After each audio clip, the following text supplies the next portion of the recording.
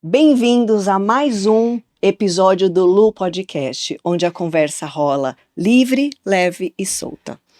Hoje eu tenho o prazer, mas muito prazer, de entrevistar uma pessoa que eu testemunhei, eu acompanhei o crescimento. Eu acompanhei as lutas, os desafios, os medos de superar e alcançar metas e objetivos. Foi lindo testemunhar essa história. E hoje a gente está então com a psicóloga, neuropsicóloga, Thaís Helena, que já começou aqui no Nalu Cowork, pequenininha, e conquistou a sua clínica de saúde mental. Conta pra gente, Thaís, como é que foi essa trajetória? Primeiro quero agradecer o convite, é uma honra, né, estar aqui. E foi aquela conversa que a gente fez antes, né, trazer para cá o que aconteceu nos bastidores da vida. A psicologia, ela veio para mim antes da minha construção humana. Então eu sou movida a afeto, movida a curiosidade, movida ao comportamento humano. Porque a minha curiosidade era saber o que acontecia antes do comportamento. Porque a gente precisa, que a gente vai conversar, né, no decorrer desse encontro, sobre esse comportamento e sobre as emoções. Então, a minha curiosidade me levou também à psicologia. Quando eu saí da faculdade, já uma faculdade tardia da psicologia, porque antes eu fiquei 20 anos na educação, eu sentia que faltava alguma coisa. Por isso que eu sempre dou o recado, nunca é tarde. Faça aquilo que você quer. Então a sua primeira formação foi em educação? Foi na educação. Tá. E aí depois eu fui pra psicologia. E os desafios, né? E aí, o que fazer, como fazer a transição de carreira, tudo isso. E aí encontrei o Nalu. Você se formou, e quanto tempo depois você encontrou o Nalu? Um ano. Olha que maravilha. Eu estava na transição, né, de trabalhar nas outras clínicas e montar a minha clínica aqui. E a memória que eu tenho do Nalu é de afeto, é de carinho, é de parceria, é de crescimento mútuo, porque o coletivo ajuda a gente, né? Estar no coletivo e se sentir pertencente, ele faz a gente galgar caminhos. A gente não tá sozinho, né? Sim. E Nalu eu encontrei esse espaço de acolhimento.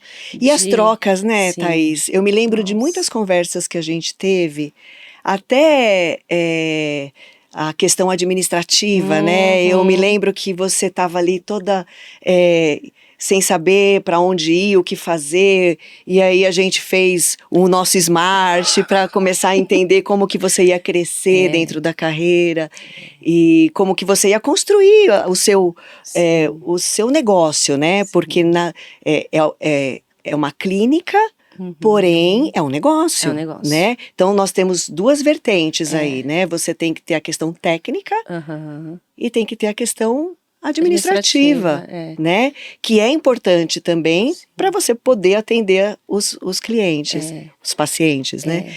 E foi muito bonito testemunhar isso, assim, sabe?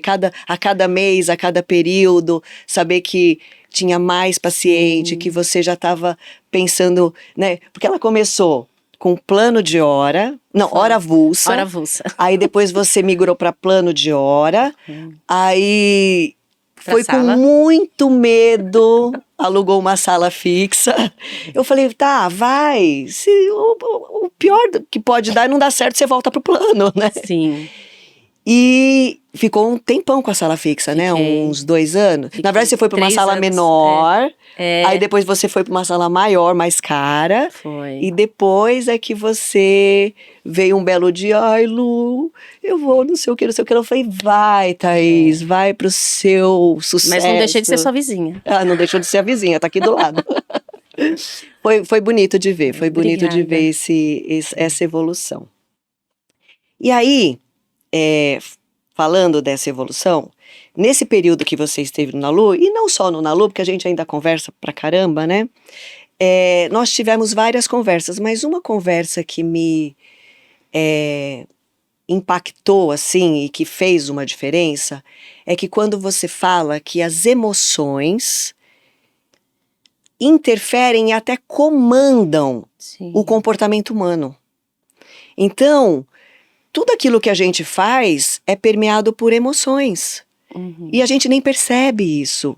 A gente... É a história do iceberg, né? A gente não vê o que está debaixo d'água, a gente só vê aquela pontinha. Só que o que está debaixo é o que comanda tudo, né?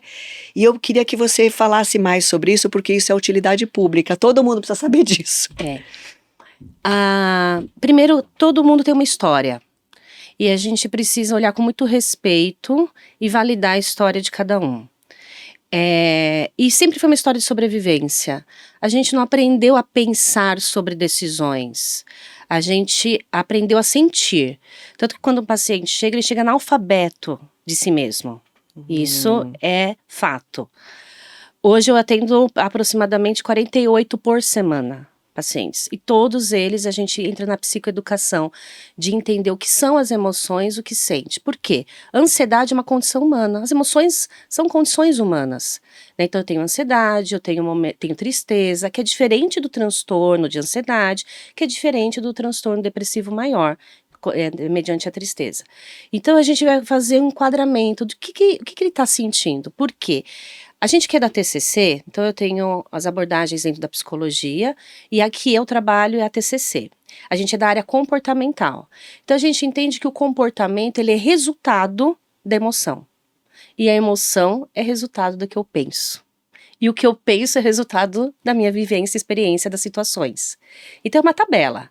Eu tenho situações da vida que geram pensamentos, que geram emoções e dão como resultado comportamento ou sintoma, que é quando o paciente começa a apresentar já os sintomas de ansiedade ou os sintomas depressivos. Com tudo isso, a gente consegue sentir, porque é o mais fácil. Eu estava conversando com a Lu aqui, estou emocionada, estou ansiosa. Mas o que eu penso para que haja essa emoção? E aí é uma investigação do meu próprio pensamento. A gente entra na metacognição. Olha que palavra interessante e legal. Que é a propriedade de você pensar sobre o seu pensamento. E a terapia cognitiva comportamental, ela traz essa propriedade para o paciente se apropriar dos próprios pensamentos. Gente, essa equação tem que ser ensinada no colégio. É mais importante que Bhaskara, mais importante que essa equação, tipo, penso, sinto e reajo. É a fórmula perfeita. A partir do momento que você faz o caminho de volta, você vai entender uma raiz ali que você fala, pera ali, então ali que eu tenho que mexer para não ter mais um comportamento nocivo, que eu não quero, que me prejudica, que prejudica os outros, né? E olha que interessante, quando eu começo a investigar o que eu penso, alguns pacientes falam assim, Thais, eu tô até com dor de cabeça, porque eu nunca pensei tanto em pensar no que eu penso. Eu falei, poxa, aí que tá o caminho. Porque como eu controlo um comportamento? Controlando o que eu penso. Só que a gente não sabe sobre isso, como você falou, devia existir hoje projetos socioemocionais nas escolas, que é muito difícil, né? E a gente sabe que está na BNCC, né? Então a gente precisa trabalhar as questões socioemocionais com as crianças. E aí vai também um alerta para as escolas, né? Procurarem especialistas para que ajude nesse processo, porque a escola hoje também é um ambiente muito amplo. Ela tem que dar, sim, fazer o trabalho dela, que é o pedagógico, mas ela também tem uma criança lá dentro que tá dentro da construção de um ser. E a escola tem um papel importante na vida, né, de uma criança. Estou falando isso porque eu sou da educação, aí também é um solo fértil para a gente discutir. Mas voltando para a terapia em si, né, da TCC, nessa questão das emoções. Uma questão importante, Lu. Se eu tenho uma situação que me gera um pensamento disfuncional, né, meu pensamento não está tão compatível com aquela situação. Logo, eu vou ter uma emoção desequilibrada e também um comportamento disfuncional. O que eu falo muito para os pacientes, eu falo o seguinte, avalie que o seu pensamento, ele é funcional ou disfuncional, ele é bom ou ruim para mim? E este processo, que é simples, que acontece num fragmento de segundos, vai fazer com que eu aumente as minhas conexões neurais, que a gente chama de neuroplasticidade. Então, o automático, que são os pensamentos automáticos, que eles têm um caminho X, eu falo que imagine num labirinto. Esse labirinto é a nossa mente. E aí eu vou trazer uma mitologia grega, que é o Minotauro, né? O Minotauro vive no labirinto. Esse Minotauro são os nossos medos, são as nossas angústias, que parece que a gente vive em perigo, né? A gente vive num perigo iminente. E eu consegui uma fuga dentro desse labirinto. Olha, esse caminho me deu a saída de emergência. Pronto, virou automático. Toda vez que eu me sentir medo, logo eu penso da mesma forma e reajo do mesmo jeito. Por isso que é tão difícil a gente entrar na modelagem do comportamento. Porque a gente tem que investigar o que o paciente pensa, fazer a conceituação cognitiva. A mente, para nós, não é um mistério. Algo abstrato, não. A mente é um órgão que eu chamo aqui brisa louca. Eu cuido de um órgão que ele não é físico. Não é físico. Mas a gente conhece, né, os processos mentais. Então é algo muito científico para nós. A gente monta uma conceituação. Porque existem padrões, né? A pessoa, ela entra numa emoção de medo, ela paralisa, ou ela reage de uma forma desproporcional e etc. O que você falou aí que eu achei fantástico é aquela fração de segundo antes de você perder as estribeiras, né? Antes de você perder a razão. Aquela fração de segundo, se você conseguir dar aquela respiradinha e sair pelo atalho, enfim, né? Isso é autoconhecimento, né? A gente chama isso de pensamentos alternativos. A gente precisa aumentar o nosso repertório de pensar sobre situações. Então vamos imaginar, a gente está numa conversa simples, aí fala de família, e de repente eu tenho uma questão com a minha família, logo eu vou trazer isso para mim. E aí eu vou naquele automático, nossa, mas não fala sobre isso porque eu não me sinto bem. Ok, mas isso é automático, você foi para aquele caminho. Então por que a gente não faz pensamentos alternativos? Como? Essa é uma questão dela, não é minha. Logo eu olho com empatia, né? Porque as conexões humanas, elas trazem essa troca. E com isso a gente faz o seguinte, vamos então agora trazer isso numa nova perspectiva, que a gente vive um recorte do nosso viés. Então eu tenho uma situação, eu falo para os pacientes o seguinte, qual a situação que te incomoda? Na verdade, não importa tanto a situação que ele vive, porque a situação é a situação. Eu não tenho muito controle, manejo, eu tenho controle do que eu penso, ou deveria ter. Quando ele traz, Thaís, quando aconteceu isso, eu pensei isso, vamos identificar um pensamento automático. Toda vez que tem uma situação próxima a isso, você pensa assim? Sim, esse é automático. Vamos aumentar o nosso repertório? E qual forma mais equilibrada de eu olhar essa situação? Olha, eu nunca tinha pensado nisso. E isso a gente começa a fazer em fragmentos de segundo, que acaba sendo um modo operante. Então, toda vez que... E sem a emoção, sim, né? A porque emoção em consultório, porque no consultório você está num ambiente seguro e você está falando sobre aquela situação. Sim. Não está, talvez, gerando aquela emoção do momento. Então, você consegue... Isso. É uma análise. É uma análise, isso. Você tem que colocar a conceituação do paciente. E é tão interessante que eles falam assim, nossa, mas parece que você mora na minha mente. Né? Eu falei, não, mas que é fácil a gente conceituar. E entender que a gente tem padrões... Entender que a gente tem comportamentos automáticos, porque vem de pensamentos automáticos. Entender que a gente tem crenças, que a gente chama de crenças nucleares, que são 3. Desvalor, desamparo, desamor. Todo mundo tem um pouco de cada. Então entender que... Desvalor, desamparo e desamor. Isso. Então, desvalor... Tem aquele sentimento de humilhação, Sabe, a gente chama de disforia sensível à rejeição. Sabe aquelas pessoas que falam alguma coisa e falam assim, tenho certeza que foi pra mim? Nossa, acho que eu não fui bem nisso. Eu acho que... foi comigo que ela disse. Porque aquele momento, eu não dei conta de alguma coisa. Então ela pega tudo uma questão do valor, né? Ela não se sente validada. Tem alguns que entram naquele... Mas você gostou mesmo? Me dá o feedback. Né? E o feedback tem que ser assertivo. Né? Se não for tão assertivo, a pessoa não fica... Ela fica sempre querendo se validar através do olhar do outro. E não do olhar dela. Né? E a de desamor... que tem muito próximo do desamparo. Desamparo é rejeição. Né? Rejeição, E o desamor é fazer muito... né, no sentido do coletivo, e ela não conseguir ter esse amor para si mesma. Então ela fica tentando pegar um pouco dos fragmentos, que entra muito nas relações interpessoais. Todo mundo tem uma das três? Possível, né? Qual a frequência e qual a intensidade? Aí varia de ser humano para ser humano, né? A personalidade, Lu, a gente também entende que ela é uma construção. Eu não sou mais a Gabriela. Eu nasci assim, vou morrer assim. A gente se constrói. Logo, a gente entra também em modelagem da nossa personalidade, né? E tanto que os transtornos de personalidades, eles não são diagnosticados antes dos 18 anos.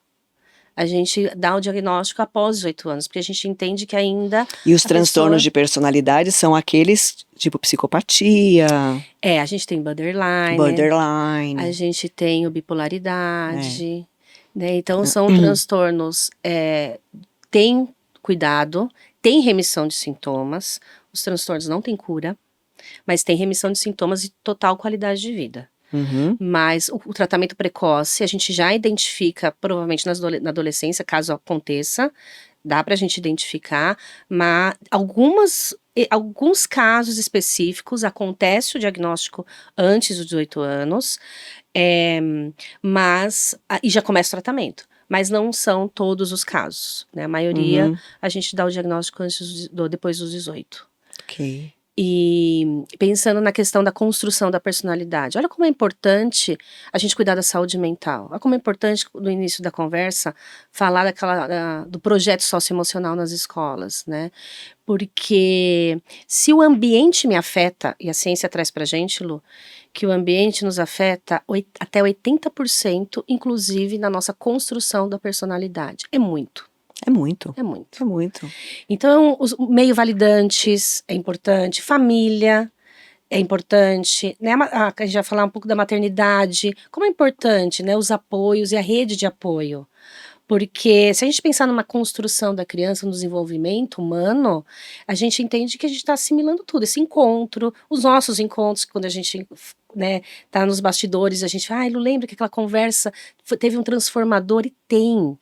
Porque é aquilo que eu coloquei na inscrição que você falou do podcast, né? Que é a delicadeza de tocar o outro com uma palavra, com acolhimento, com o ambiente, né? Ajuda muito. E o ambiente é a mesa, o aconchego, e são as questões sensoriais. Tudo isso faz a nossa construção, né? Voltando para o pensamento, se eu tenho o pensamento funcional, eu tenho comportamentos assertivos. E aí eu entro naquela angústia das escolhas. Peraí. Então, quando tudo dá certo, ainda pode dar errado. Por quê? Todo ser humano, ele tem que escolher. A gente escolhe desde quando a gente nasce. Sim. Né? A mãe escolhe, o bebê escolhe, então tudo é uma escolha. Hoje, eu escolhi o horário de eu acordar. Então, eu fui no meu celular e coloquei um despertador. A gente escolhe tudo, o que a gente vai comer, o que a gente não vai comer. Só que a gente tá no automático, que a gente nem pensa sobre as nossas escolhas. A gente só escolhe. Olha só como é diferente. Eu só escolho, eu não penso sobre a escolha. Obviamente, quando eu falo eu só escolho, eu tô falando que existe um pensamento, só que eu não identifiquei e nem avaliei. Então a gente entra num processo com o paciente, e guardem essas palavras, identifiquem e avaliem a partir de hoje o que vocês pensam. Porque logo, eu identificando e avaliando, eu tenho escolhas mais assertivas. E o que a gente tem hoje na clínica são pessoas preocupadas. Poxa, será que eu fiz as escolhas certas? Né? Será que eu estou fazendo as escolhas certas? A gente não vai saber, porque a gente não tem uma bola de cristal para saber o que vai acontecer no futuro. Mas eu consigo trazer uma consciência para esse paciente de que ele identificando e avaliando as escolhas, ele pode ter resultados A probabilidade mais dele fazer uma escolha melhor para ele, certa ou não, mas talvez melhor, é maior. E falando em escolhas, né, Lu? Toda escolha requer renúncias. Sim. Então a gente sempre acha que vai estar perdendo. Né? Porque assim, nossa, se eu escolher o caminho A, logo Perdi o B, C, D, E, F, G, H até o E aí Z. eu fico no caminho A, pensando no quê? No B. No B. Mas por quê? Talvez é porque eu não entendi ainda se o A foi realmente uma escolha assertiva. Se eu consigo trazer essa identificação e avaliação do que eu penso sobre a escolha A e a escolha B, eu sempre vou ter esse critério, né, do ponto de interrogação. Será? Só que eu vou estar tão assertiva, tão certa, tão tranquila com a escolha que eu fiz, que o será ele não vai fazer tanta importância. Se o será faz importância para você, algo você entende que não foi uma escolha tão boa, né? Porque Ou ainda há elementos a serem questionados, né? Por isso que eu acho que as ferramentas administrativas, elas trazem essa compreensão e essa luz para as escolhas, né? Sim. Então, eu vou falar agora para empresários e qualquer pessoa que, na verdade, vai tomar uma decisão, saiba o que você quer. E aí, a partir do momento que você quer aquilo, como você vai chegar naquilo, quais os recursos que você tem para chegar naquilo, quais são os riscos que você tem. A hora que você faz todo esse levantamento, você joga uma luz e fala assim, não, é isso mesmo. Ou então, não é nada disso, eu vou para uma outra escolha. Né? E a experiência, ela tem que fazer parte disso também. Não é aquelas coisas de falar assim, o que eu quero, por que eu quero, como eu vou chegar, quando eu vou chegar, que é o SMART, né, que a gente faz. Eu acho que quando a gente faz esse questionamento, a gente talvez minimiza os arrependimentos e você fala, eu escolhi consciente, que era aquilo mesmo que eu queria. E naquele momento. E naquele momento. Lembra que toda situação é uma situação. Pode mudar, exatamente. Mudar. Ou a partir do momento que eu cheguei naquela meta, naquele objetivo, se cria outra. E assim vamos caminhando, né? E sempre fazer essa investigação, né? Que num dia você tem que fazer um podcast só de Smart. Sim. Porque ensinar todo mundo a fazer, porque é maravilhoso. Foi um divisor de águas para mim também. De você ter a concretude, ali, concreto do que você pensa sobre você, sobre o projeto de vida, né? Sim. E aí sobre propósito. Né? Que propósito, ela não é uma questão nuclear, que vai ser sempre aquilo, ela modela. Né? Porque a vida, ela também é como a ciência, ela é um movimento, ela não para. Então, quanto mais concreto. Mas você cria metas, né? Porque chega uma hora que você não consegue medir mais se você está evoluindo. Então, se você tem metas, você fala, não, cheguei. Sim. Cheguei de novo. Agora eu tenho outra. Porque então, é relativa a evolução, exatamente, né? A gente, talvez num campo mais organizacional, a gente acha que é sempre um cargo maior, um ganho maior. E não é só uma questão das suas conquistas, que foi o que eu coloquei ali. É uma questão de você se conectar com você mesmo. Sim. Né? Não colocar a sua realização nas suas conquistas. E sim, numa questão mais profunda, que é, tipo assim, eu sou completa, tá tudo bem, tá tudo ótimo. Eu controlo meus pensamentos, eu controlo essa paz interior, né? Acho que a gente precisa batalhar para encontrar isso. E não colocar a nossa felicidade, a nossa alegria eu tenho como meta comprar um carro, montar uma clínica, ter uma sala maior, tal. Porque vai chegar uma hora que você vai conquistar isso e falar assim, tá, mas não tô assim 100% feliz ainda. Sim. Não é ali, é aqui. É aqui. É aqui. E é uma construção também. É um entendimento, né? Eu falo que a compreensão de si mesmo é libertador. Você se compreender que isso, a psicologia, né, e as terapias trazem com excelência, dessa compreensão de si mesmo. A gente compreender o outro, porque a gente acha que a gente pode ter controle externo. A gente entende que quanto mais controle externo do ambiente do outro, mais eu tô apropriada naquilo. Não. É o controle interno, é o caminho inverso, né? Se entender, se observar e entender. Aí você descobre que o outro é o outro, você não tem domínio de nada, zero. E se você tiver sobre você, já tá em vantagens. Já tem ganhos. Já muitos.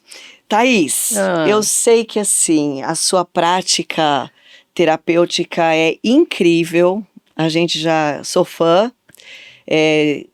Até porque a gente já conversou muito sobre isso, mas eu queria falar de uma coisa muito interessante, de maternidade. A Thaís é mãe de 3, Aham. em fases completamente diferentes, né? Eu acho que você foi se fazendo mãe Foi. cada filho que Testando as nasceu. maternidades. E eu queria saber o que você tem para compartilhar com a gente sobre maternidade típica e atípica. E aí eu vou acrescentar outra questão também, se você me permitir, Lu. Claro. O empreendedorismo no meio de tudo isso. Uhum. Então vamos lá, eu falo que a maternidade, ela me ensinou a olhar, um olhar mais humano ao outro, né? A maternidade, ela é uma construção. Eu fui mãe aos 20, fui mãe aos 26 e fui mãe aos 40. Então, para cada maternidade, eu tinha uma vivência, eu tinha uma experiência. Era outra Thaís. Era uma outra Thaís. E eu entendo que, assim, eu tenho hoje todos os conflitos de todas as gerações acontecendo na sala de estar. Eu tenho a criança de 7 anos, a jovem adulta de 21 e o adulto de 26. E assim, acontecendo tudo aquilo, né? Cada filho é uma demanda totalmente diferente. E é delicioso, né? Essa compreensão também, porque o que é a gente além da função? A maternidade é uma função. E eu vejo hoje, quando eu atendo também as minhas pacientes, né, que estão nesse processo da maternidade, ela fala, nossa, Thais, agora eu preciso arrumar uma nova identidade. Eu falei, não, a identidade lá tá ali, ela é a base. O que você precisa aprender é essa nova função. A maternidade vai exigir de você os cuidados, o acolhimento, essa percepção do outro. E quando você consegue trazer isso também para você está mais completa. Porque a maternidade também, ela bate num conflito de entender os nossos limites, de entender os nossos medos, de entender as nossas seguranças, né? E inseguranças. E ela não pode ser uma inimiga, porque às vezes a gente coloca, não, mas eu sou mãe, eu não consigo, né? Agora eu tenho que viver a maternidade. Você vai viver a maternidade. Querendo Então, ou não querendo. Querendo ou não querendo. Como você vai exercer a maternidade, aí também entra nessa Nossa, você falou uma coisa que me caiu até a ficha agora. A maternidade, ela é uma função, ela não é uma identidade. Eu não sou mãe, eu sou mãe, obviamente, Sim. Mas antes de ser mãe, eu sou a Luciana, eu sou um ser humano com necessidades, com crenças, valores, traumas, conquistas e etc. Se eu me transportar só para a identidade, só para a função de maternidade, a hora que meu filho não precisa mais de uma mãe, dessa função, cadê a minha identidade? É um resgate. Eu não sou ninguém, né? Então, a mulher, ela precisa entender que a função maternidade e a identidade tem que estar preservada. Alinhada. Aonde que está a minha identidade? E a minha função como mãe, como fui professora, você também, como empresária, são funções, né? Que são papéis que a gente cumpre e que, obviamente, a maternidade, ela tem um romantismo, né? Um papel importante, porque você está empresária ou não, você está professora ou não, mãe você é, né? Sim. Mãe você é. É uma função que não tem como desligar. É uma função que não tem como desligar, é verdade. É mais uma das nossas funções, mas é uma função que fica 24 horas com a gente. Mas não dá para colocar 100% ali. Não. Porque não é a sua identidade. Não. Porque, olha como que acontece. Vulgarmente, né, no senso comum, a gente chama de síndrome do ninho vazio, quando os filhos saem. O que é síndrome? Síndrome é sinais e sintomas. Então, são sinais e sintomas que a pessoa apresenta que é de um reconhecimento, porque o ninho está vazio, a casa está vazia. Perdeu a função, perdeu a utilidade. Ela vai ter que aprender que a maternidade teve uma modelagem, ela mudou. E essa compreensão do novo olhar da maternidade, da função da maternidade tem que ser compatível também, porque vai crescendo, né? Por isso que eu brinco quando eu falo que eu tenho todas as gerações na minha sala de estar, é que eu preciso, toda vez quando conversar com o filho, um é mais, vamos colar agora a figurinha do álbum da Copa, o outro, olha, vamos agora ter uma conversa. Então, assim, do mesmo jeito, viu, com a modelagem, eu me modelo na função da maternidade com o João, que tem 7 anos e também tem o transtorno do espectro autista, então ele tem condições diferenciadas que a gente precisa ter esse olhar. Eu tenho a Beatriz, né, que tem 21 anos, que está na faculdade, galgando sonhos, e tenho o Marquinhos, que tem 26 anos, que também já está, né, no empreendedorismo. Marquinhos, Marcão, viu, gente? Porque o menino é... E com tudo isso, a gente tem que fazer essa inteligência, né, de entender que eu sou mãe, mas também sou a pessoa, a função mãe 24 horas. Mas entender que atrás dessa mãe, o que está por trás ali é a Thaís. A Thaís que também sente, a Thaís que também precisa de atender suas necessidades básicas, né, as suas necessidades emocionais. E não é fácil, mas é possível ter qualidade em todas as nossas funções. E no meio de tudo isso, uma profissional que faz, né, faz suas metas, tem seus objetivos a serem alcançados. E aí, como é que é costurando tudo isso que a gente falou, como é a gente modular as nossas emoções para que a gente melhore nosso comportamento tanto na maternidade quanto na nossa identidade, que às vezes tem a nossa identidade que tem vários papéis, né? Sim. A questão profissional, a questão mulher, a questão bem-estar, a questão esposa, namorada, cidadã, enfim. Sim. Como que a gente costura tudo isso? Não tem uma regra fixa ou perfeita. E eu vejo que a gente, com a era, né, com esse momento que a gente está vivendo, com essa esses hiperestímulos, a gente quer a regra as 3 regras, né, os 3 itens, os 10 sinais. E eu vou de contra isso, Lu. Se compreenda, não é fácil. Você acompanhou os meus desafios, até pessoais, que eu até me emociono quando a gente volta lá e vê como é doloroso também, né? Mas é parte nossa, é uma parte humana que a dor vai existir, a angústia das escolhas vai existir. Eu também renunciei muito para chegar onde eu cheguei, mas também do mesmo jeito que eu renunciava, eu voltava para trás e aí a gente vai tentando equilibrar pratos. Eu falo que entre a minha função enquanto empresária hoje, dona de clínica e ainda atuante, né, na prática clínica, eu também tenho a família, né, eu também tenho a mim. Muitas vezes renunciei a mim, você sabe disso, né? É o que a mulher faz, né? Automaticamente, quando eu me vi, eu chamo de método kamikaze. Você estava ali para atender uma demanda. Eu acho que quando nasce uma mulher, é instalado esse chip. Esse chip assim, olha, quando tudo tiver um caos, é aqui que você vai tirar, que é a gente mesma, o nosso bem-estar. Talvez eu vou ser provocante agora, num sentido. Eu acredito que a mulher é treinada para isso. Treinada, eu também acho. Porque você tem que dar conta do marido, você tem que dar conta da família, você tem que dar conta da casa, você tem que trabalhar. E aí você tem que ser profissional, mas tem que ver que você tem que ter, você tem uma casa para cuidar. Na minha casa eu falo que é uma grande cooperativa. Eu fui de contra isso. Então, o meu marido tem as funções dentro de casa, o Marquinhos tem as funções dentro de casa, a Beatriz tem as funções, eu tenho as minhas.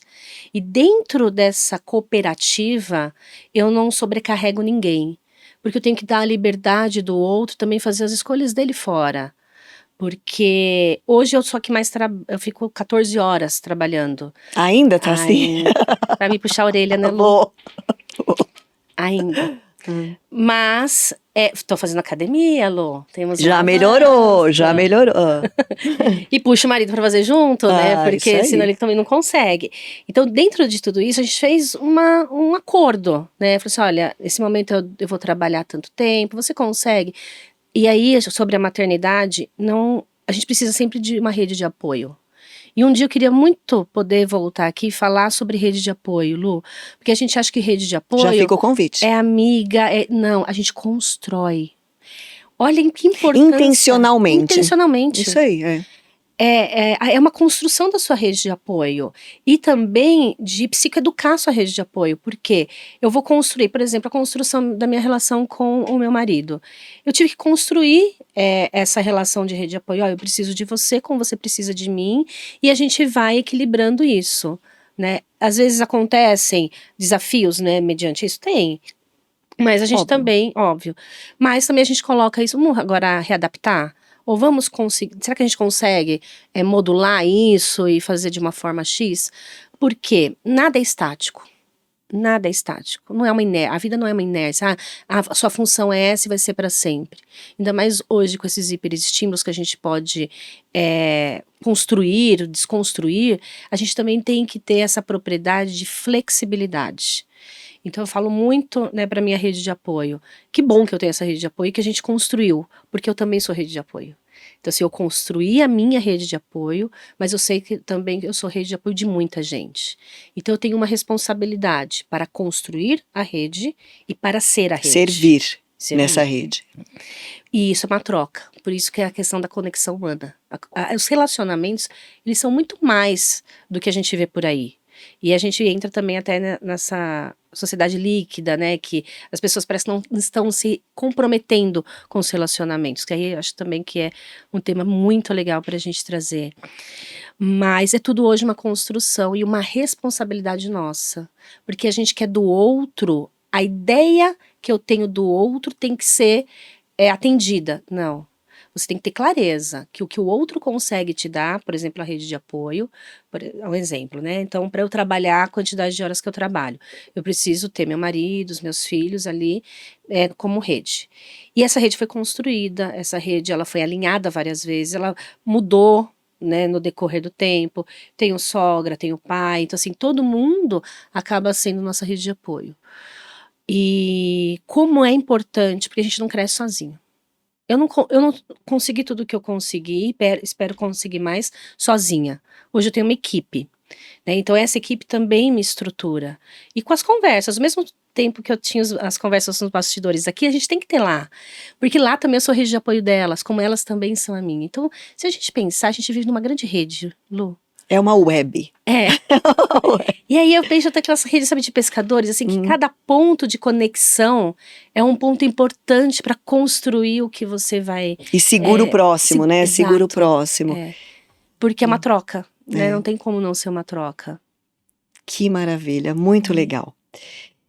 E no meio disso tudo, como é ser uma mãe atípica?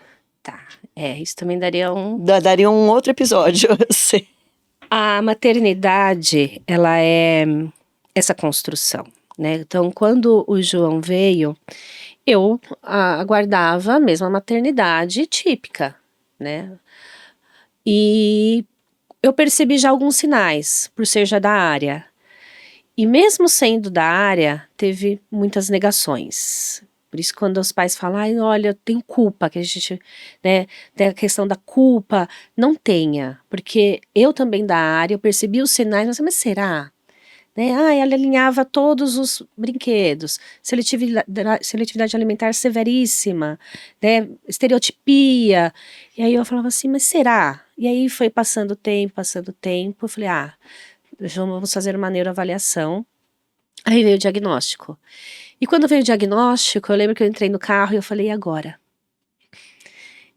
Uma criança atípica nasce também uma mãe atípica. Eu vou ter que aprender a ser mãe do João, com uma necessidade totalmente diferente dos outros, que é aquilo que eu já conhecia, que era um padrão.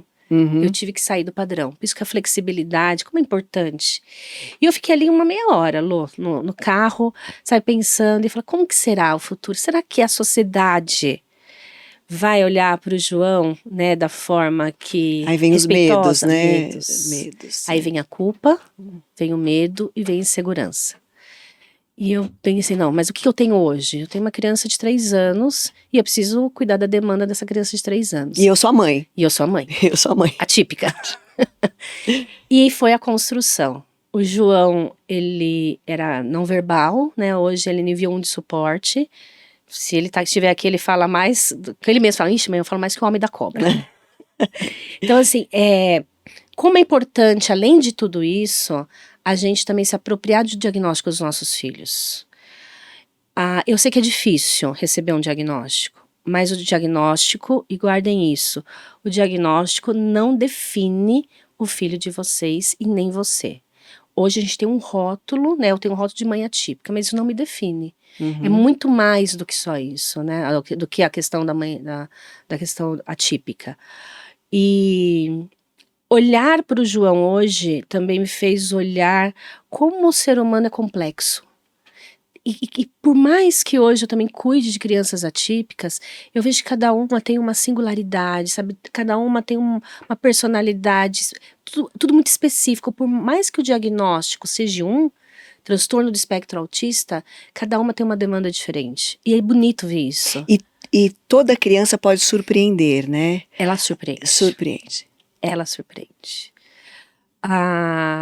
E como a nossa a importância de a gente estruturar um ambiente validante para essa criança e para o João. O João sempre teve um meio validante. As terapias, sabe, o comprometimento com isso, porque o desenvolvimento vem. Então, mas ele só vem depois que você para de negar. Exato. Então, eu acho importante essa aqui. O nosso tempo já está no final, mas eu queria finalizar com essa mensagem, né? Que às vezes a gente luta contra um diagnóstico que isso parece ser uma notícia horrorosa, uma coisa ruim, mas que na verdade é dessa coisa ruim que vai nascer algo extraordinário. E é libertador, né? O diagnóstico. Libertador. O diagnóstico, ele não te define, ele não é algo fechado. Eu falo que depois do diagnóstico eu tive a liberdade de olhar o João dentro das condições dele, que também não define ele, né? E se apropriar. Quando você se apropria do diagnóstico, você se responsabiliza por isso. Porque se você está na negação, você não se responsabiliza pelo desenvolvimento dessa criança. E essa criança, quanto mais diagnóstico precoce, e eu falo que eu sou prova viva do diagnóstico precoce. Muitas pessoas da minha família falam assim, nossa, mas tem certeza? Você não acha que você está buscando isso? Né? E eu falo, percebeu qualquer sinal, vá para um profissional, né, competente, qualificado, e recebeu o diagnóstico, se aproprie do diagnóstico e se aproprie do tratamento, porque o desenvolvimento vem, e vem assim, como você falou, com uma clareza, com uma naturalidade, que quando você fala assim, nossa, olha, se eu não tivesse dado pego, né, o diagnóstico precoce, com certeza eu teria mais dificuldades lá na frente. Né? E aí eu também negligencio o cuidado dessa criança, o cuidado assertivo, aquele que vai dar o tratamento para ela se desenvolver. Fantástico. Thaís, nós temos assunto para mais uns 10 episódios aqui. E vamos fazer. Vamos fazer. Eu topo. Tá bom? Pessoal, foi ótimo estar com vocês mais uma vez. E espero que essa mensagem tudo que a gente conversou aqui, possa tocar alguém que esteja precisando ouvir isso. Muito obrigada.